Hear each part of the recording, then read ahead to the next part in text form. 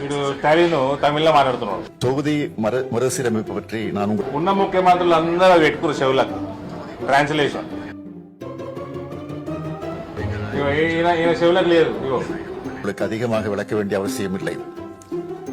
வரவிருக்கின்ற அல்லது எதிர்காலத்தில் நடைபெறுகின்ற சென்சஸ் அடிப்படையில் மேற்கொள்ளவிருக்கும் மக்கள் தொகை அடிப்படையிலான தொகுதி மறுசீரமைப்பு என்பது நம்மை போன்ற மாநிலங்களை வெகுவாக பாதிக்கப் போகிறது.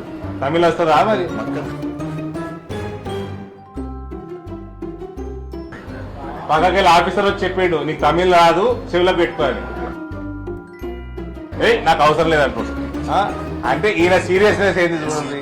ఆ డిఎంకే వాడు మన అలయన్స్ ఉన్నాడు, వాడు పాపాత్ముడైనా, వాడు దేశద్రోహి అయినా, వాడు దుర్మార్గుడైనా అలా పోయి అటెండెన్స్ ఇచ్చి రావాలి. ఆడు ఏం మాట్లాడుతున్నాడు, వాడు సెన్స్ మాట్లాడుతున్నాడా, నాన్ సెన్స్ మాట్లాడుతున్నాడు.